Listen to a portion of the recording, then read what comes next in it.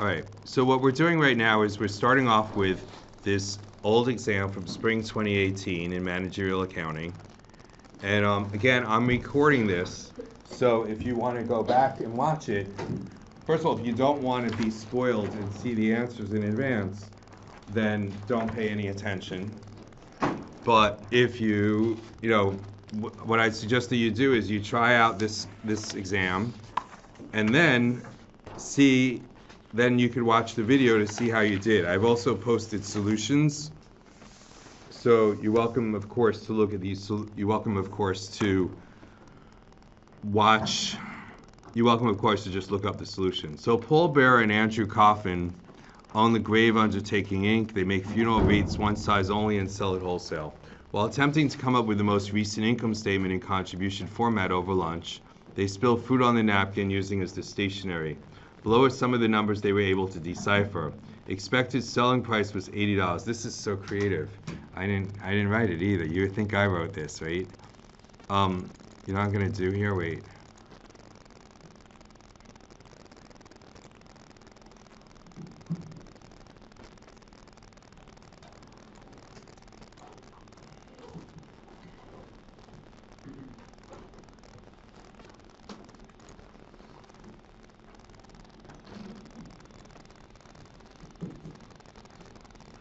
Since I'm recording, I'm all nervous. See, my hand is shaking and stuff.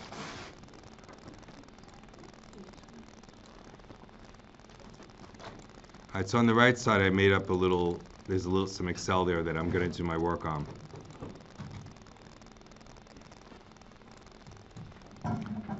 Expected selling price was $80, anticipated selling 10,000 units. Estimated variable cost per unit was gonna be 60% of the selling price.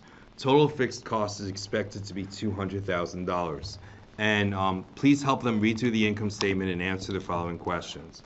And again, I'm using Excel here just so that everything's clear in class and on the video. But you, of course, are welcome. You want to do this in pencil and paper. And you'll be able to use a normal calculator to help you do that.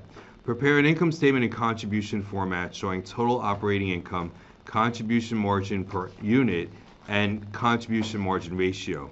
So first thing you got to do is you got to remember what the formulas are here and what the format for the contribution margin income statement was. And by the way, I sent you out a Google Doc where you could record formulas and stuff. I don't know, did people populate it or not? Are there some formulas there?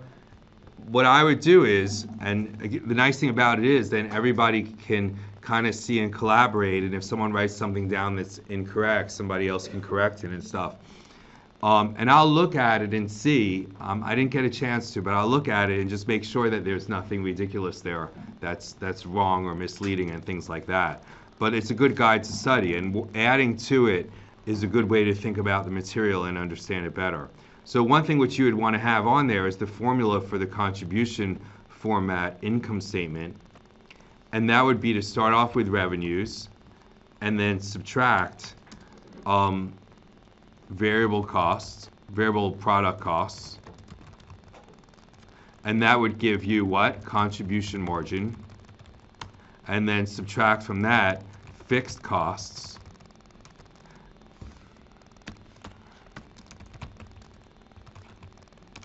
and then you would get net operating income. And in this situation, they were asking for this in 3 formats. So one format would be the amounts. The next format would be per unit. And then the third format would be in a ratio format.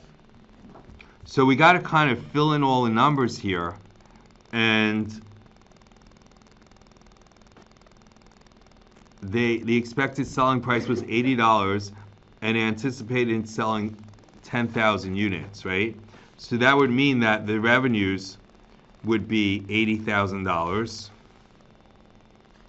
And the variable cost per unit is 60% of selling price. So you know what I'm going to put is into ratio, I'm going to write here 60%. Wouldn't it be 800,000? Like that? Yeah, 800,000. I missed a zero. Thanks. No, really, if I make a mistake, correct me. Oh, and per unit price for revenues would be $80. And let's just, I'm trying not to go crazy with the format because I have some space constraints here. So contribution margin ratio is going to be revenue 100% minus 60% is going to be 40%. And let's see, variable cost per unit is 60% of selling price. So that would mean for unit price would be $80 times 60% or $48. And the variable product cost would be $800,000 times 60% or $480,000.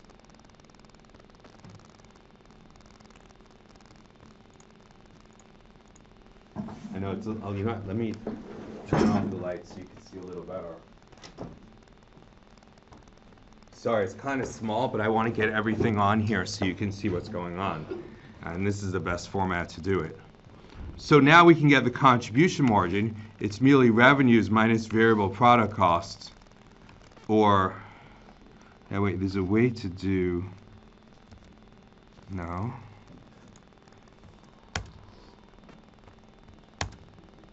There we go. Now my keys are all lit up. Did you know you can do that? So contribution margin per unit is $32. Now, what else do we need here? Fixed cost is $200,000. So net operating income would be $320 minus $200,000 or $120,000.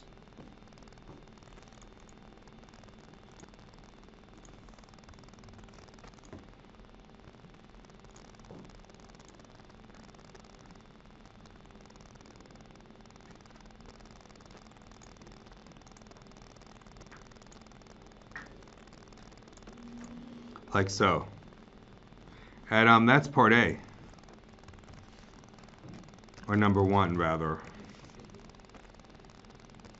And you know what I'll do is let's just get the format right. This is a contribution format income statement.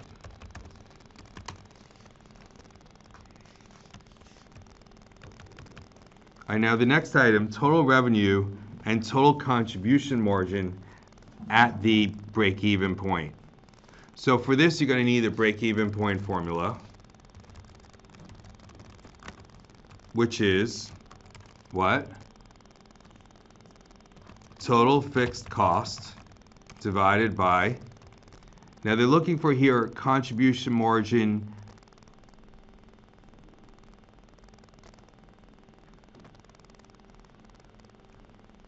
they don't really give us one method or the other, whether it's dollars or dollar sales. Well, they want total revenue, right? So total revenue would mean we would divide by contribution margin ratio.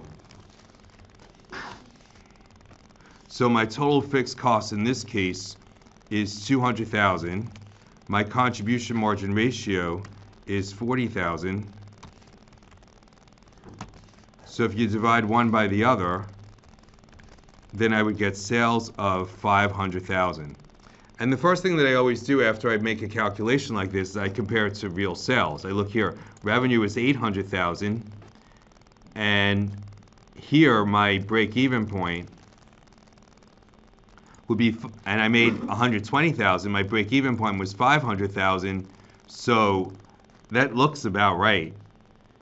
And what we can do next is we could sort of plug this into the formula and see what happens. So let's just try this again. I'm going to make another column here for break-even. My break-even revenue would be $500,000. My variable cost at that point would be $500,000 times 60% of $300,000. That would give me contribution margin ratio of $200,000. My fixed cost would be $200,000. So then my net operating income would be zero, exactly the way it should be. And I'll make this a different color so you can see it's not part of the original thing that we were doing here. This is kind of blue.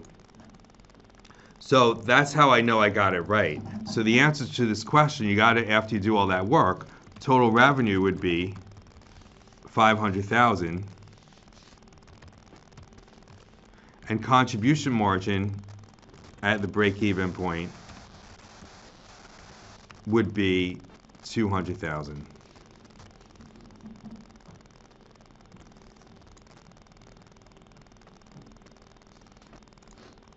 So if it doesn't specify which one to use, you have to. So remember, there's I gave you two formulas for break-even point, right? This formula was total fixed cost divided by contribution margin ratio equals sales in dollars, right? Do you remember what the other formula for break-even point was? Fixed cost divided by what? By the number of units, by the number of unit contribution margin? By contribution margin per unit. And that would give you your break-even sales in units. Wait, do we have that right? Yeah. So you would divide by contribution margin per unit in order to get break-even point sales in units. How much would net operating income change if they lower the price by $10, spend an additional $50,000 in advertising, and sales go up 20%? Okay, so let's write down these assumptions here.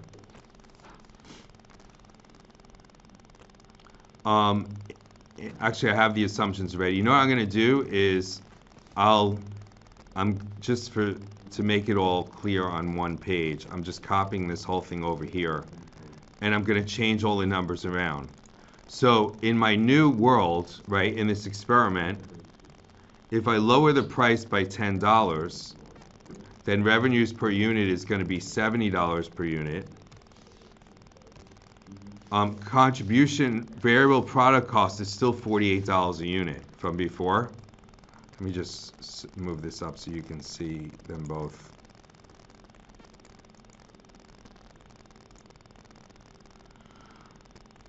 So my price is now $70 a unit. My variable product cost is $48 per unit. I'm going to have to redo these ratios in a moment. I'm going to spend an extra $50,000 in advertising, so that would mean that fixed costs would be $50,000. I don't know what I just did here. This would be equal to plus 50,000. And sales would go up by 20%. So previously we were selling 10,000 units, right? So I'd sell 10,000 units times $70 a unit times 1.2 to show that sales would increase 20%. So my sales would go up to $840,000. The variable product costs, I can add it. I'll show you another way to do this in a moment. Variable product costs would be, I would now be selling what? I'd have 10,000 units plus 20% would be 12,000 units. Actually, that's kind of a better way to do this. I would have 10,000 units plus 20% is 12,000 units. So I'd have 12,000 units times $70 a unit, or $840,000. That doesn't look right. There's an extra zero in there. 840,000.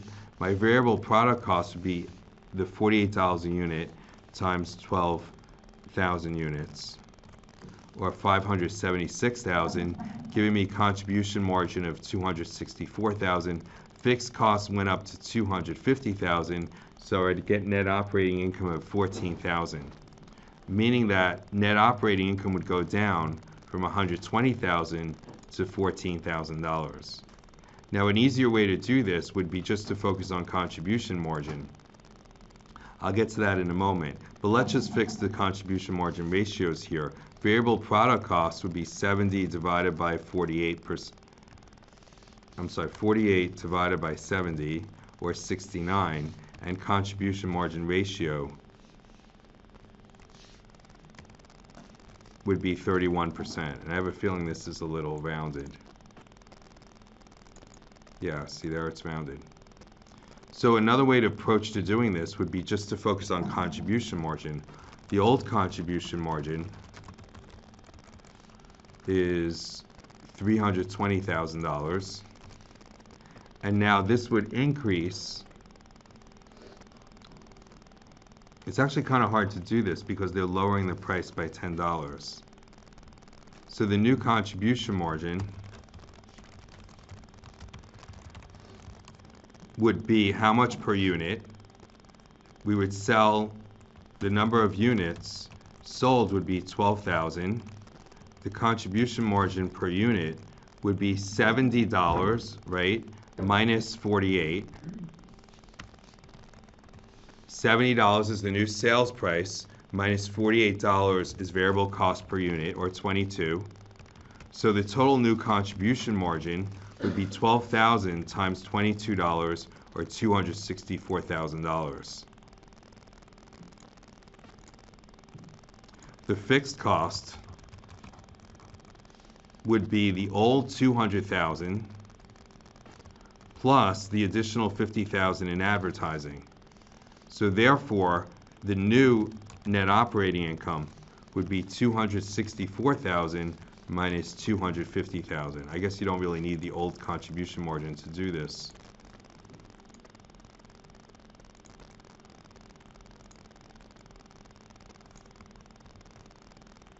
And that would mean a decrease from the old net operating income, 120,000 minus 14,000. That would mean a decrease of $106,000. Because notice what they're asking you. How much would net operating income change? So you not only need to give them, you've got to read these things very carefully, not just give them net operating income, but tell them how much it would change, what the difference is going to be. So again, what I did instead of, there's two approaches you can take to any one of these problems like this. One is read through the whole thing, as I did up here. Rework your revenues, rework your variable costs, and go through it step by step. Make sure you got all the pieces of it right. It's kind of like a little Sudoku puzzle, but this format is consistent. And then you figure out the new contribution margin this way, fixed costs, see how that changes, and get a new net operating income. The alternative approach you could do is just focus on contribution margin minus fixed costs. So you figure out what the new contribution margin would be, i.e. the number of units and then contribution margin per unit. Again, remember how we got these figures. This is 10,000 plus 2,000, Gesundheit, is the increase. That's a 20% increase. And contribution margin per unit, the old contribution margin per unit was $32, but if I'm going to lower my price, then it's going to go down by $10. So it's going to go down to $22. Fixed cost was $200,000 plus the additional $50,000 in advertising.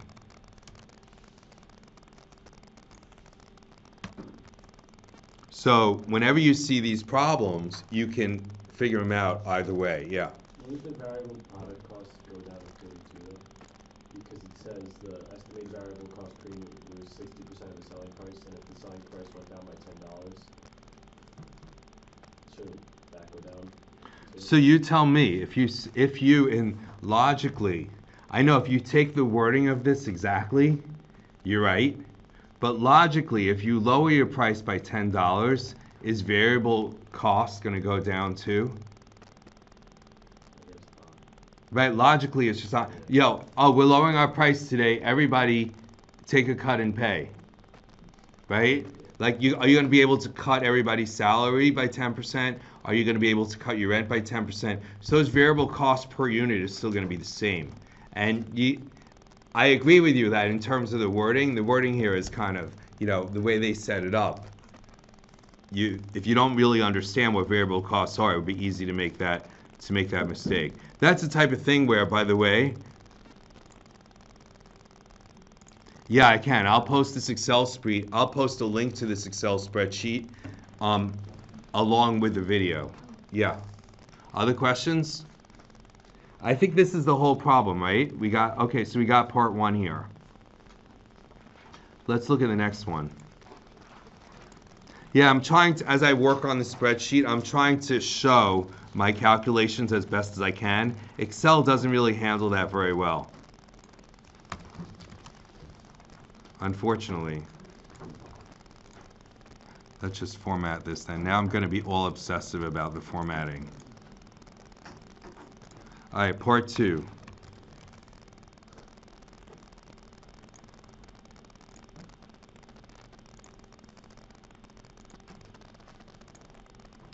Icon Corp is a wholesaler, sells a single product. Management provided the following cost data for 3 levels of monthly sales volume. The company sells the product for $130 per unit. And here's the 3 sales volumes. Cost of goods sold, assuming that it's all variable costs, which is a reasonable assumption. Selling and administrative costs, you would assume, is mixed costs. So let me just get this into a spreadsheet format, which just makes the calculations a little easier for me here.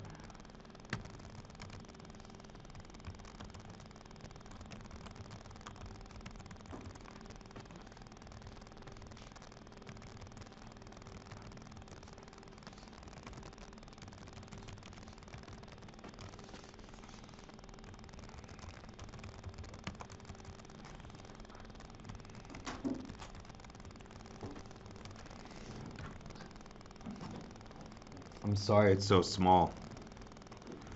Okay, wait, let me just see what I have.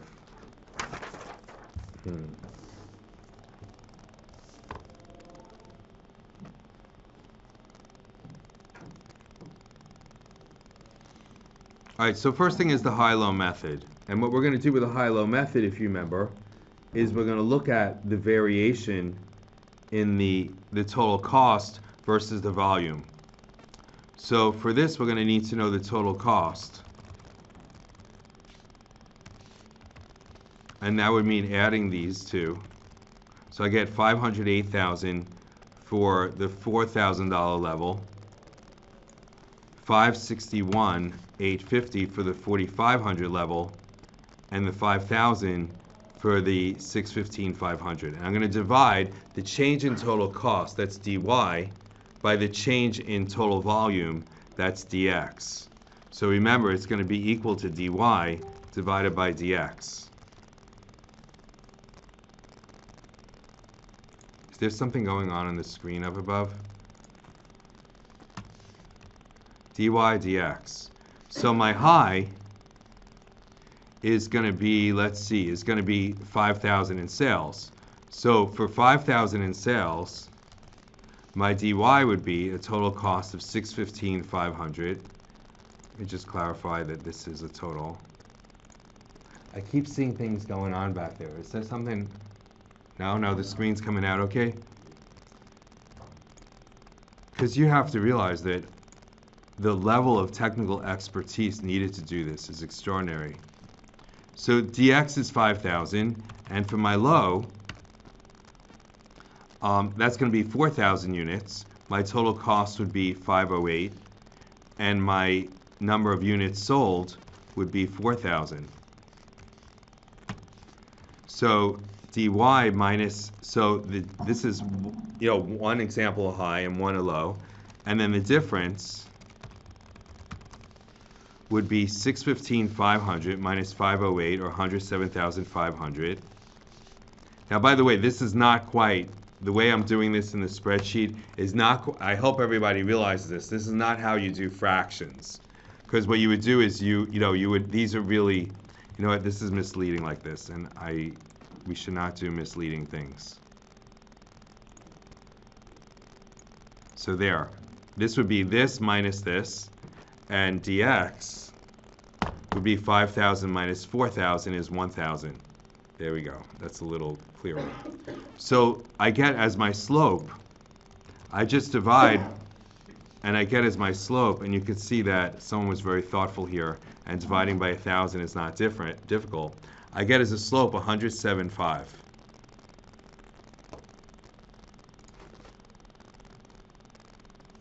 107.5 is my variable cost. So now, if I follow the formula y equals mx plus b, m being the slope, the variable cost, b being the fixed cost, we could rephrase this way. Y equals variable cost times x, the number of units produced, plus the fixed cost. So here, I know what my variable cost is. Y equals 107.5 times x plus the fixed cost. What if I'm getting this right? Yeah, wow. It's a good idea, like when you're doing a problem in front of 30 people and recording it for posterity to make sure that you're doing the problem right. Who knows, I could be, if I'm missing anything, please just let me know. So now, how do we get fixed cost? Anybody remember? Yeah. You plug in one pair of numbers. Yeah, you plug in one pair of numbers, either the high or the low, and then out should come fixed cost. So here, if I plug in these numbers, and I'm going to show you it in the formula format, and then I'm going to just do the math. So my y, let's do the high, 615,500 equals 107.5 times 5,000 plus FC. So that would mean that 107.5 times 5,000, what's 5,000 times 107.5? The answer is 537,500. You heard him. It's like my co-star there. And then fixed cost would be equal to what's 615,500 minus 537,500? It's 78,000. Thank you, Siri. Aren't you impressed that I can do that? Are you impressed or not? Come on, that's impressive. Now, it's more impressive if I get it right. Is it right? It is right, baby. So the formula equals, let's fill out the whole formula now. It would be y equals 107.5x plus 78,000.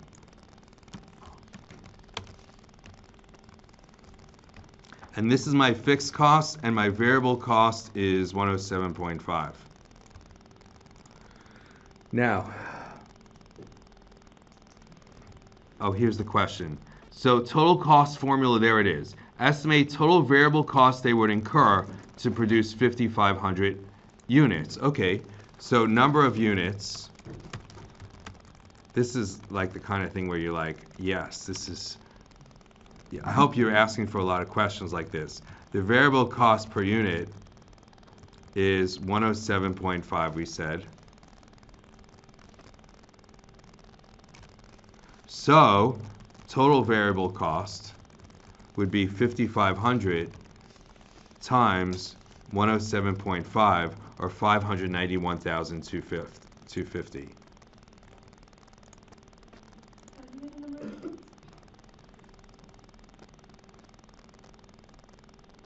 How did I get what? The number of units. That's right here. Oh, sorry. That's in the question. No problem. Whoa, income statement and contribution format for sales volume of 5,500 units. You think we can do that? That's easy now. This is like, why you ask? Because this is just the formula we had before. Remember, revenues minus variable product cost equals contribution margin minus fixed cost is net operating income. So that's like, it's what my kids would call easy peasy. It's revenues of, let's see, 5,500 times what's sales price? $130 a unit. And I'll just write this on the side here so you can see how I got it. 5,500 times $130. My variable cost would be, we already determined this up here, 5,500 times 107.50.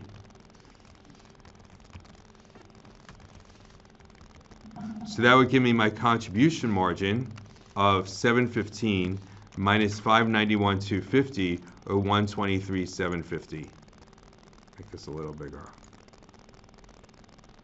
Then my total fixed costs, that's always going to be the same because its fixed cost was, if you remember, 78,000. And that would give me net operating income of 123,750 minus 78,000, 45,750.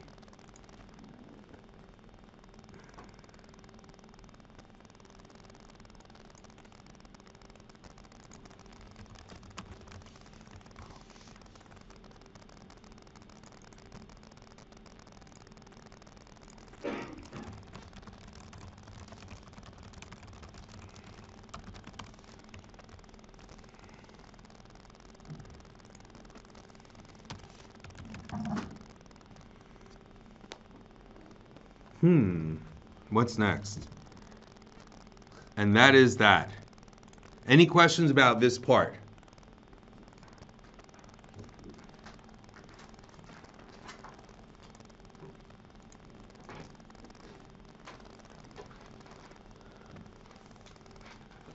All right, now they're getting into these formulas.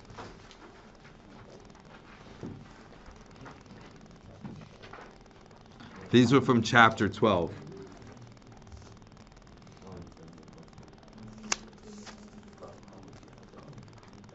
So again, these are formulas that you probably just want to go through the notes. Somebody should go through the notes, add them to the Google Doc, so you have them on your study sheet.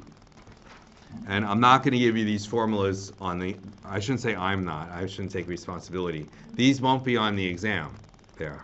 It's someone else's fault. So let's do part 3 now.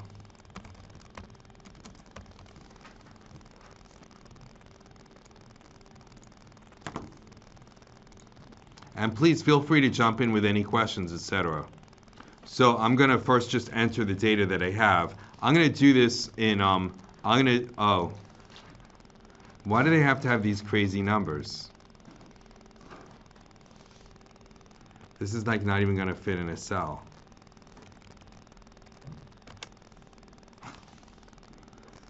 All right, wait a minute here. I have to make a new cell. I mean, I have to make a new sheet.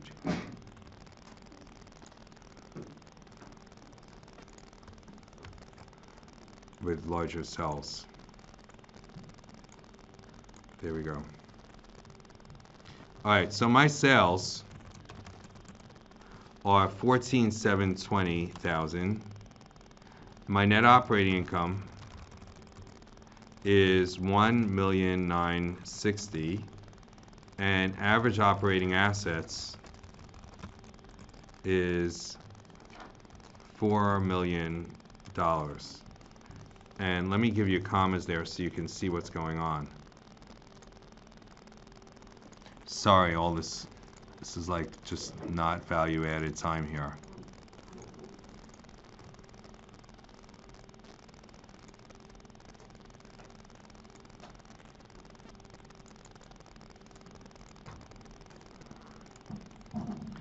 All right, so, and then the minimum required rate of return is 14%. All right, so operating margin percent. What was the formula for that again?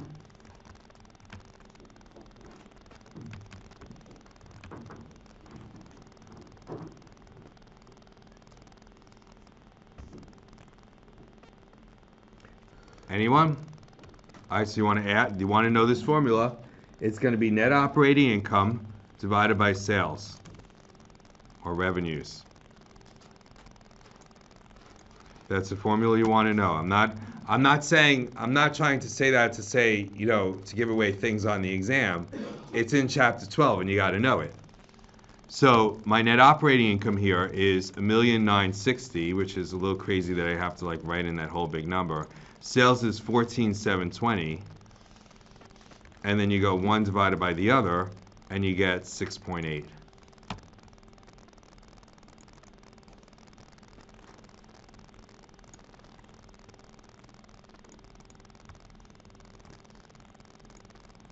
But this is basically a question to see if you remember the formula. Now, you remember the formula for return on investment? That's the next question. What's the formula for return on investment? Net operating income divided by average operating assets. So here my net operating income again was $1 million, 96,960. Average operating assets is 4 million. One divided by the other gives you 25.02%.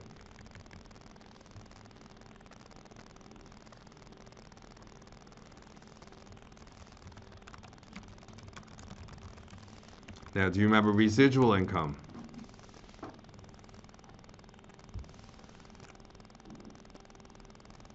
Residual income is NOI minus, anyone? Minimum required rate of return times what? Average operating assets. So in this case, my NOI was 1,960,000. My minimum required rate of return was given to me as 14%. And my average operating assets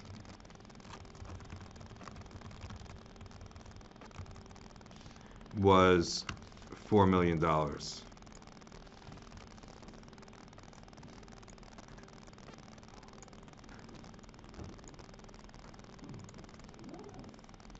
And therefore, I would get residual income applying this basic formula to it of NOI minus 14% times $4 million. And what you want to do, just be careful when you put this in your calculator, because believe it or not, students do make this mistake. All right? If you put this into your calculator this way, 1,960,000 minus 14% equals times 4 million, you're going to get a different answer because of the order of operations. So just, if you're using a calculator, you go 4 million times 14% equals something. 1 million minus that something equals you 449,960. And again, the reason why I say that is just to remind you, in case you don't remember, that order of operations is important. You're not using Excel here, you're using a basic calculator, and a lot of students make that mistake. Not a lot, but I'll typically get 2 or 3 papers where students did that. So this is another formula that you really want to know. Divisions, residual income. Let's see, is there any more here? And that's it.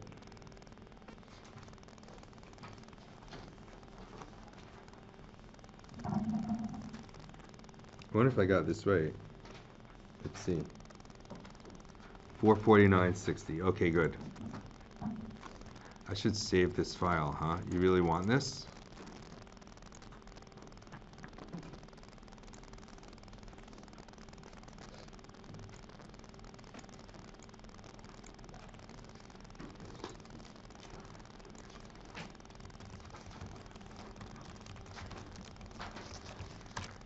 There you go. All right, Radzowitz. All right, I'm going to go back to sheet 1. So part 3, see sheet 2. There you go. Part 4.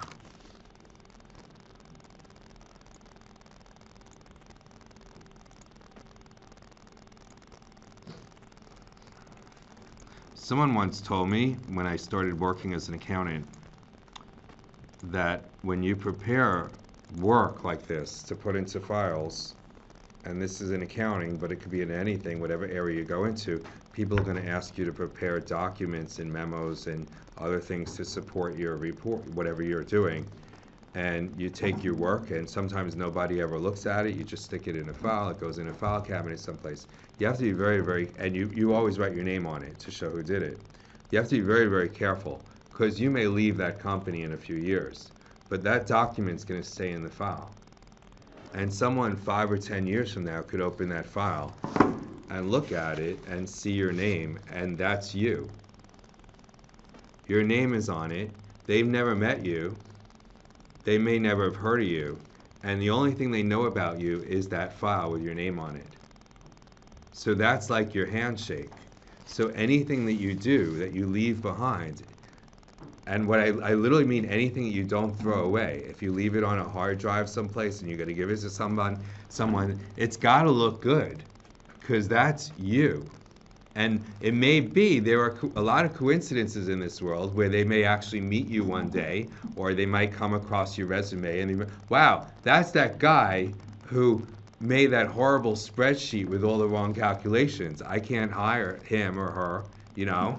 So you got, whatever work you do, it's always gotta look good enough that you're willing to put your name on it and let people see it, or throw it away.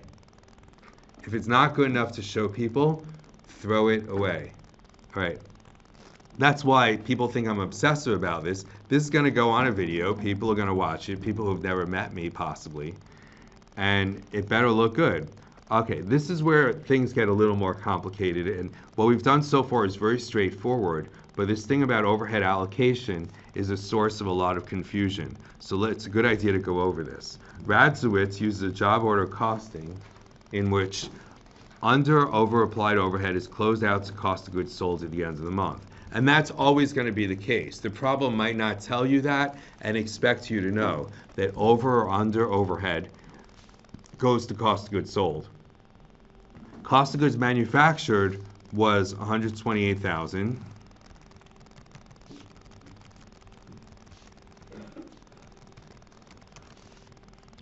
Beginning and ending inventories. Let's go beginning.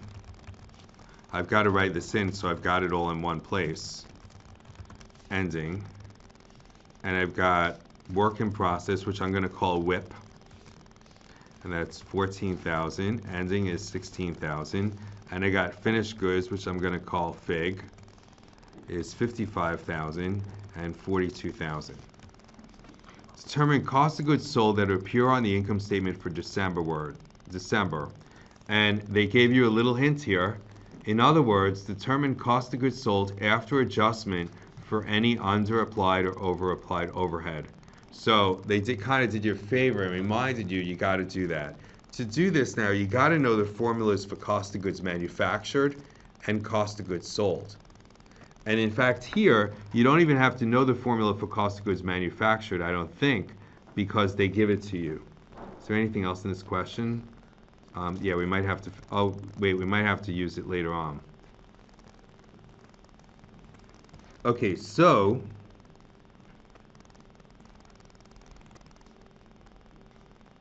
let's start off with how to figure out cost of goods sold. And the formula for cost of goods sold, I could go through this a few different ways, but it's basically beginning inventory plus cost of goods manufactured minus ending inventory. So beginning, and it's going to be finished goods inventory. And let's just go over these formulas again.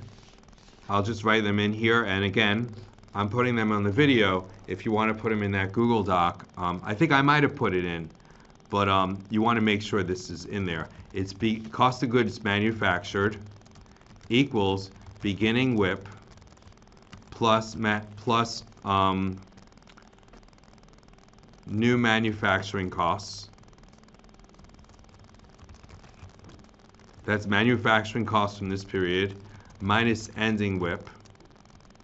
And cost of goods sold equals beginning finished goods plus cost of goods manufactured minus ending finished goods inventory. So you can see that the two formulas follow the same basic format. And again, I mentioned this in class. One of them is flipped around a little bit. They flip around these terms. So it's a little less, it can be a little confusing from how the book presented it. But a very important point to emphasize here, and that is that cost of goods manufactured right here is the same as cost of goods manufactured here. So in other words, cost of goods manufactured up here is going to flow into here. It's going to be the same number. And you can't do this without knowing your cost of goods manufactured. Here they gave it to you $128,000, so you could be grateful for that. Let me save a little space here because I'm going to need it. Anyway, these are the formulas to know. Let's first figure out cost of goods sold, and then we'll get into this over and under problem. So my beginning finished goods is given to me in the problem. It's $55,000. My cost of goods manufactured is $128,000. And so my beginning finished goods plus cost of goods manufactured would be equal to $183,000. Now this is, the book doesn't talk about it, it was in financial accounting a little bit. This is goods available for sale, or cost of goods available for sale. In other words, you started with $55,000 and you made another $128,000 worth of finished goods. So that means you had available to your customers a total of $183,000 worth of goods. Now, what did you have at the end? Your ending finished goods was $42,000. So therefore, your cost of goods sold following this formula would be $183,000 minus $42,000 is $141,000.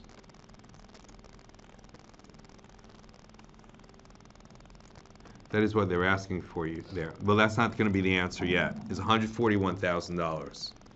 So just go over the logic here. Everything here should make sense. Cost of goods available for sale is everything that you had during the year available for customers to buy. You had $42,000 left, meaning that you must have sold $141,000. You follow? You had $180,000 total on the floor during the year. You had $42,000 left at the end of the year, so you must have sold $141,000. Now I'm going to show you something. This is actually from somebody's GoVenture account. No names. And there's nothing, I'm not giving anything away about what anybody's doing. But this is in dollars, okay? This is not quite what we're doing. It's not quite review, but it'll help you understand what we're doing. Okay, this person started period 2, unfortunately, had 2,935 motorcycles left at the from last year, from last period. So the end of last period, there's 2,935 motorcycles left. They made another 3,500 motorcycles, meaning that they had, during the period available, 6,435 motorcycles. At the end of the period, this person had, actually this doesn't give you the number, but this person sold 1,155 motorcycles, meaning that they must have had, they must have an ending inventory I'm gonna get this. They must have had an ending inventory 5,280 motorcycles unsold. I just kind of switched the last terms in the algebraically. So, do you follow the logic of what we're doing? Let's go through this story again. This person started period 2 with 2,935 motorcycles, made 3,500, had a total of 6,435 motorcycles available for sale. They go in the warehouse and they count them. They still have 5,280 motorcycles left, meaning that they must have sold 1,155 motorcycles. That's the indirect method. Now, from a business perspective, what happened here? Tell me about this person's pricing or strategy.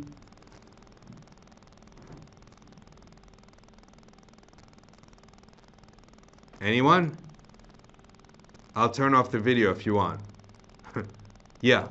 The price is way too high. Yeah, their price is too high. They're not selling motorcycles, right? So you started with 0. They made, I don't know how many they made last year. Last year they made 5,000, and they only had 2,000. They still had 2,000. So they made 5,000, and most of them were unsold. So they should have lowered their price. And you could still see now the amount of inventory is increasing meaning that their price is too high, or they need to advertise more, they need to do something to get rid of those motorcycles. Everything that I'm doing, I know students a lot of times they think this is accounting, I have to take this to graduate. This is very, very practical on a day-to-day basis. If you're running a retail operation, you're constantly keeping an eye on how much inventory you have and how to move that inventory. And anybody here who's ever worked in a store knows exactly what I'm talking about. This is how you make these decisions. Okay, enough of my rant. What's the next question? Oh, we got to do the adjustment. So this is just a little side thing I thought would be cool to show you. Let me delete it because it has nothing to do with the problem except to help you understand it. Next, now this is cost of goods sold, but I got to do over or under applied. So let's go down and do that calculation. I'm going to leave a little space. And I got to figure out here over or under applied. And I'm thinking to myself, how are we going to do this? All right, so here we go. They give you the information. That's easy enough. So manufacturing overhead incurred was $66,000, and the amount applied was $69,000. So the manufacturing overhead applied, and I'll go into what these terms mean in a moment, was $69,000. Manufacturing overhead incurred was $66,000.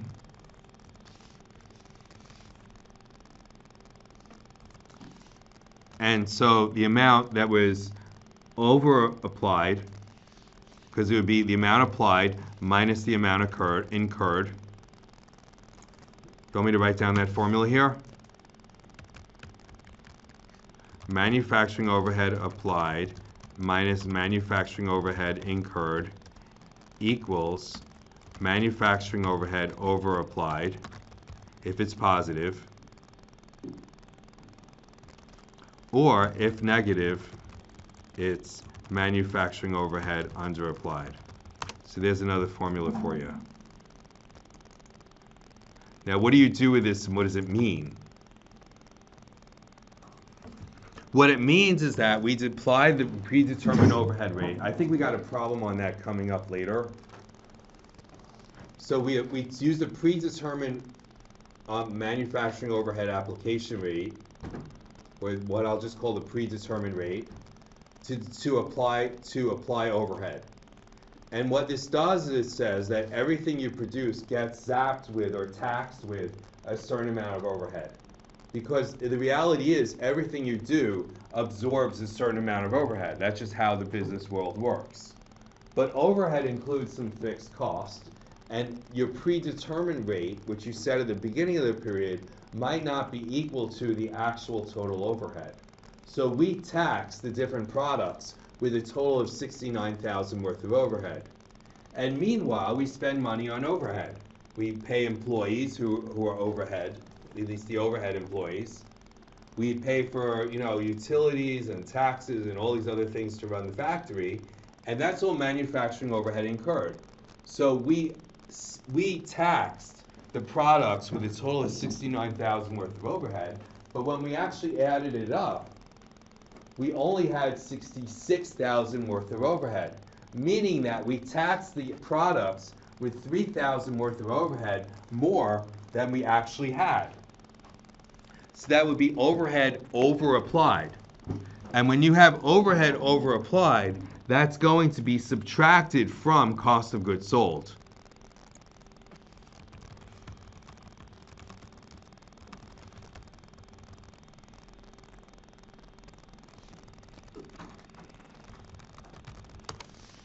Because we assumed we had more overhead, $69,000, than we actually had. So we saved $3,000, you could say, and therefore cost of goods sold should be $3,000 lower. And cost of goods sold is going to be $141,000 minus $3,000, the adjusted figure. Now, if the overhead had been under applied, meaning that I had incurred more than I applied, then it would go in the other direction and it would be added. And I'm not sure if that's the problem that we had in fall 2018. If it is, I hope we'll get to it. If not, then I guess we won't. But I think what I'll try to do, let me stop the video. Oh, we got more. Okay, good. We're going to do a predetermined overhead rate.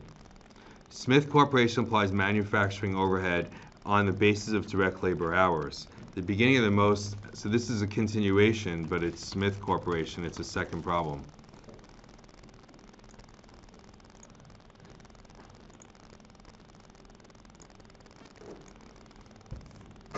At the beginning of the most recent year, base this predetermined overhead rate on total estimated overhead. So total estimated manufacturing overhead is 210,600, and estimated DL hours is 6,000. Actual overhead is 209,000, and actual DL hours was 5980. So calculate the predetermined overhead rate for the period. Let's see here. I just got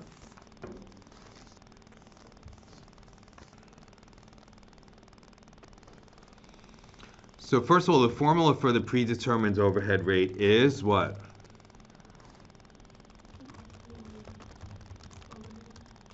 What is it? Is estimated manufacturing overhead for the period divided by what? Right, the estimated activity units, whatever it happens to be. In this case, it's direct labor hours. So in this case, estimated manufacturing overhead is 210,600, and the estimated direct labor hours is 6,000. So you would get a predetermined overhead rate of 3510.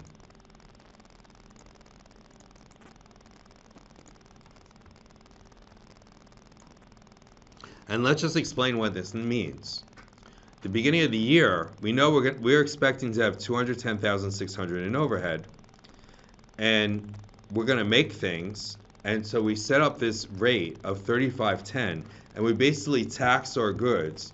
Anything that we make, every direct labor hour it takes, we tax that item with $35.10 worth of overhead.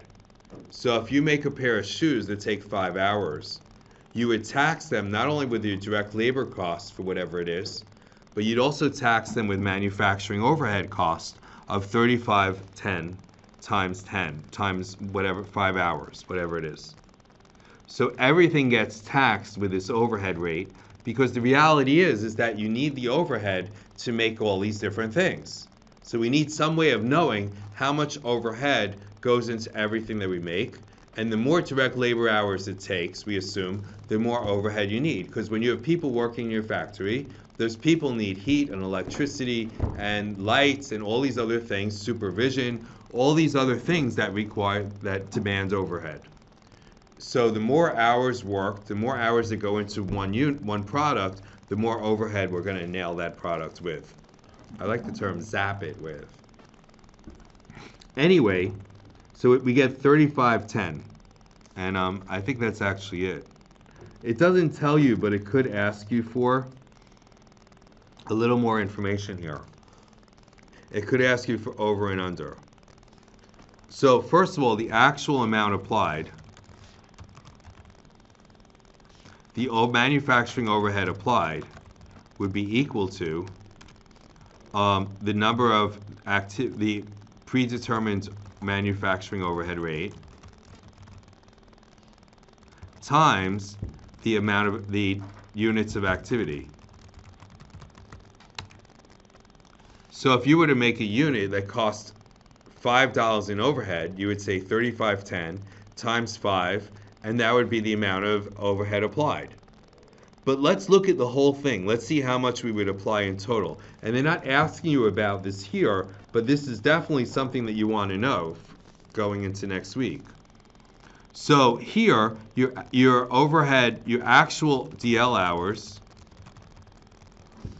is 5980. And your predetermined manufacturing overhead rate is 3510. Therefore, the total overhead applied would be equal to 5980 times 3510, or 209,898.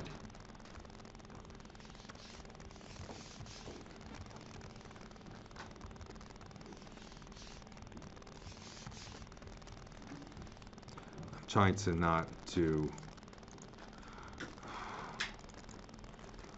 I'm trying to keep my columns here narrow, otherwise it's going to be, this spreadsheet's going to be messed up.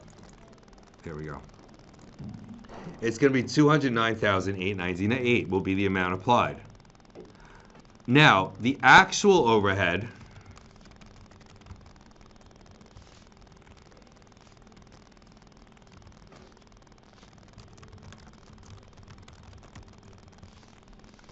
is 209,000. So we have a situation here where we have overhead over applied. Let me do it my way. MOH over applied. Because we applied more than the actual.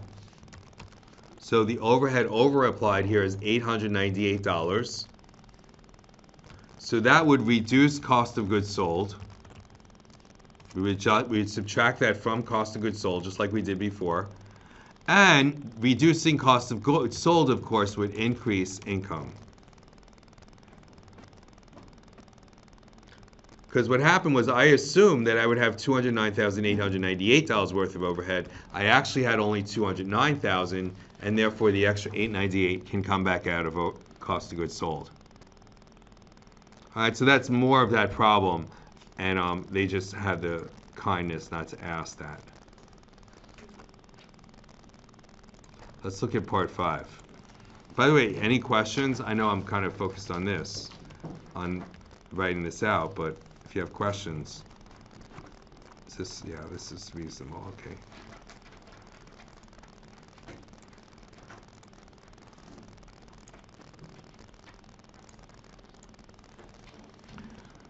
Does it always be applied and then you subtract the actual? Like, does it always work like that, or do you ever subtract the actual from the applied? Well, you could do it in either direction. The thing to know is that the over applied would be subtracted from cost of goods sold, and the under applied would be added to cost of goods sold. Yeah, but if you switch that around, like you're going to get negative 898, then that would make it under applied. So you have to do the applied minus the actual, right? Yeah. Okay. I mean, if you do the actual minus the applied, then you got to go in the opposite direction. You know what I mean? Mm-hmm. But you can't, like, you know, it'd be like going expenses minus revenues to get net income. You could kind of do that, but then you got to know net income is going to be in the wrong direction. Part 5. I don't think we did this. Let me pause the video for a second. Put this on the video here. Part 5 is an activity-based costing problem here.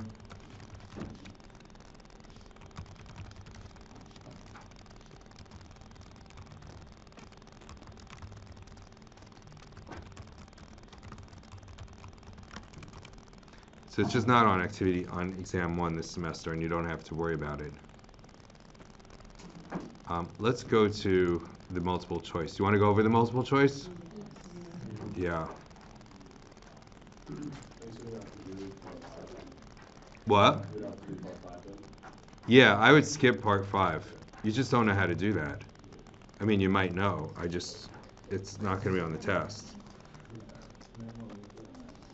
You're probably going nuts over part 5. Were you? Sure, I'm sorry. I don't know. It's here now. You got it on. I have it recorded on video. By the way, what I'm going to do is I'm going slow. All right. Anyway, let's go through these questions. Overhead manufacturing overhead means over applied means the applied. Anyone want to answer this? I should have the answer. Kind of. Oh wow. Oh no. Okay, good. I got scared. I was like, I don't have the answers here. What is this? So let's go through the answers. Overhead manufacturing overhead means, overapplied rather, means that I applied too much overhead to the individual items that I made, and they actually didn't cost that much. So applied manufacturing overhead costs was less than the actual. It's actually the opposite, right? Applied manufacturing overhead was greater than the actual.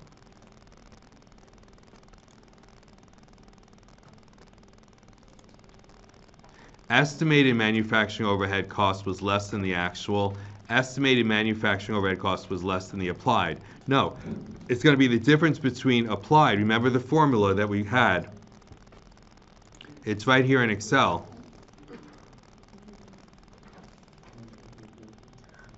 I wrote it up here. Manufacturing overhead applied minus manufacturing overhead incurred. That's actual manufacturing overhead.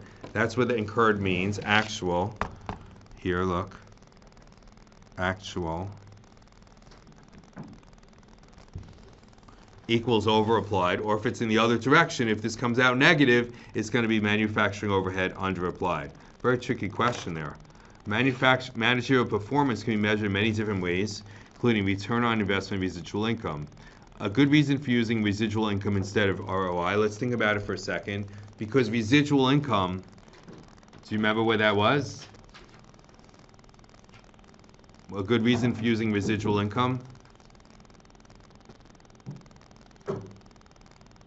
You don't, then let's go through the questions. Residual income can be computed without having to measure operating assets. Is it part of the, what was the formula for residual income again? It was the income of the division, right? Minus the minimum required rate times the operating assets. So you got to have operating assets to calculate it, so A is obviously not true. Managers are more likely to accept projects that are beneficial to the company. That's a good answer. ROI does not take into account both turnover and margin. That's not true. A minimum rate of return does not have to be specified when the residual income approach is used. It does have to be specified because that was the formula for residual income. Remember, here's the formula. I got it here someplace. There you go. NOI minus minimum required ROI times average operating assets. So I need minimum required rate. I need operating assets too. So A, C, and D can't be the answer. B is the answer here.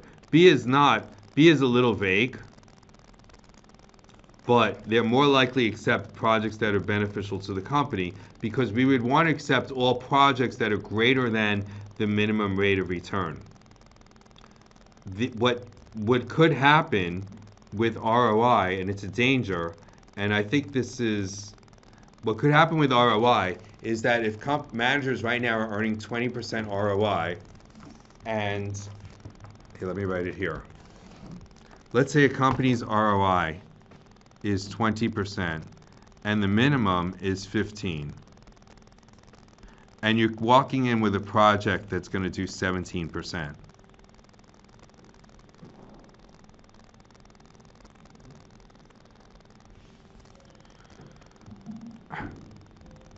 If you take this project, your average ROI is going to go down. Because right now you're earning 20% and you're taking a project that only earns 17%. So your average overall ROI is going to go down because you're taking on a less profitable project. And you don't want to do that. But if you look at it from the other perspective, you take everything that's over 15%, then you would take this project because it's greater than 17%. So it's answer B. But that's the danger of ROI, is that it's just measuring with ROI. You might reject a project even though it's greater than your minimum ROI. Residual income is the return on investment percentage multiplied by average operating assets. We just looked at the formula for this. It's right over here. I'll make this a color. There you go. That's the formula that we're thinking about. So it's obviously not this because the formula's different. Is the net operating income earned above a certain minimum required return on sales? That pretty much describes what it is. It looks like the answer is going to be B. is the net operating income earned above a certain minimum required return on average operating assets. Okay, look at the difference here. This is not really the formula. It's not return on sales. This is not quite the formula. This is the right formula here. I'll make it blue. So is the net operating income earned above a minimum required return on average operating assets. That's the right part of this here, average operating assets right there, will always be greater than 0. No, if it's negative, that means you don't take the project. So the answer here is going to be C. Now we get into the math problems. These are the fun ones. Manufacturing company prepays its insurance coverage for 4-year period. Premium for the 4 years is $2,200 paid at the beginning of the year. 60% premium applies to manufacturing operations. 40% applies to S&A. What amount should be considered product and period costs, respectively? So remember the difference between product and period costs. If it applies to manufacturing, it's a product cost.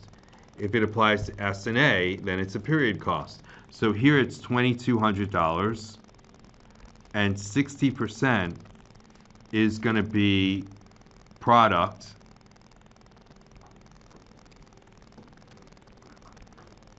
and 40% is going to be period. So 2,200 times 60%, what's 2,200 times 60%? It's 1,320. Thank you, Siri. And what's 2,200 times 40%, I know, is 880. And there you go.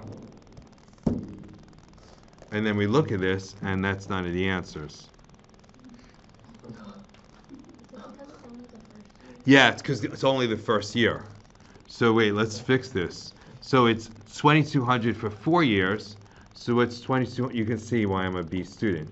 2,200 divided by 4 equals. Okay, I found this on the web.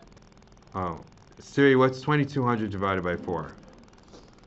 It's 550. Thank you. So this is going to be 550. What's 550 divided by 60%? It's about 0.09166. No. What's 550 times 60%? 350. It's 330. And this is going to be 220. Ah, there we go. And so your answer is C. Next. The following costs were incurred in April. For this, you got to know what conversion costs is. What's conversion costs?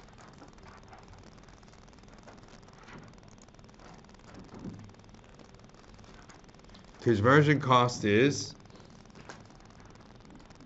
direct labor and overhead. So in this case, it's going to be these two costs right here. 21,000 plus 33,000. I can do this without Siri. It's $54,000.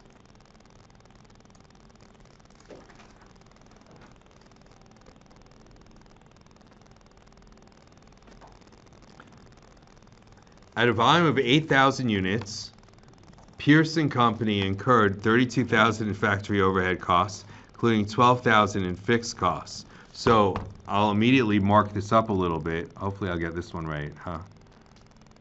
Why isn't this writing?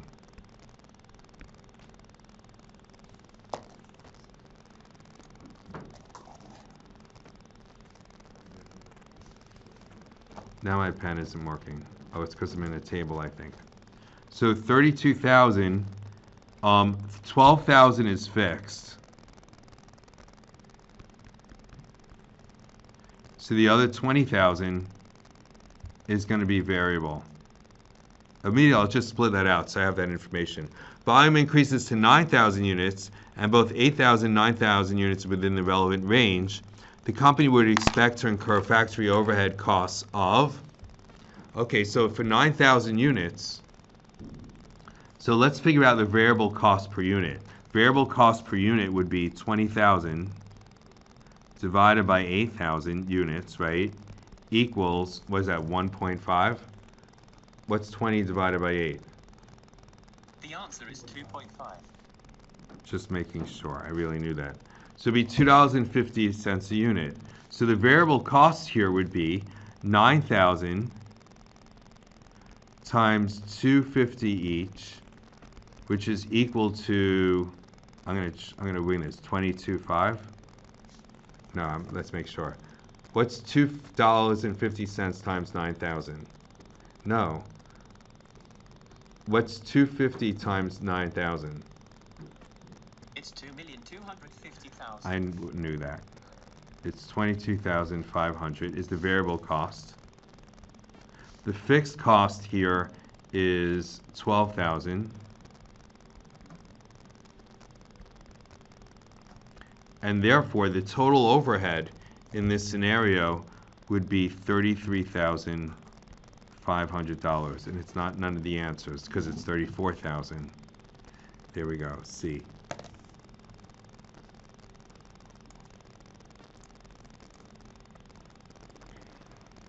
If the level of activity increases within the relevant range,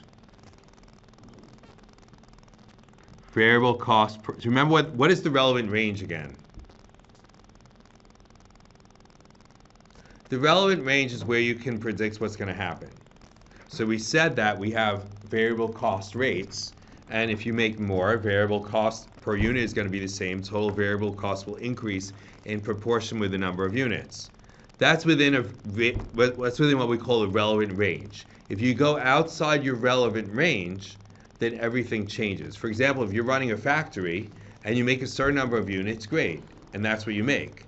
Let's say you all of a sudden get so many orders that you have to go into overtime and pay all your employees double for the extra hours. Then your entire cost structure changes and you're out of your relevant range. That's what relevant range is. So level of activity increases within the relevant range. Variable cost per unit is going to increase, obviously. We're within the relevant range here, so we don't have to worry about this problem. Variable cost per unit is still going to stay the same, right? Because it's just variable cost per unit. Total fixed cost is also going to stay the same because fixed cost doesn't change. So it's obviously not A. B, fixed cost per unit, that is going to change, but it's going to decrease. It's not going to increase, right? Because the more you produced, the lower the fixed cost per unit. Total variable cost will increase, but fixed cost per unit is not going to rather decrease. There's a way to like cross this out. There. So we didn't like this one either. Total cost will increase, yeah. Fixed cost per unit will decrease. That looks pretty good. I like that one. Variable cost per unit and total cost will increase, right? But variable cost per unit is not going to increase. So your answer here is going to be C. Activity rates are determined by dividing the actual cost for each activity pool by the actual, you know what, this is that other chapter, whatever it is, probably chapter 6. So let's not do that. And 9 is also chapter 6. Here. So this is, don't worry about 8. Don't worry about 9, because that's chapter 6. They're good things to hold on to, and then you can use them to study for the final, because that will be on the final, the second exam. Inventoriable costs are also known as product costs. I don't even know, was that in the book or not? It was? Yes, that's what that is.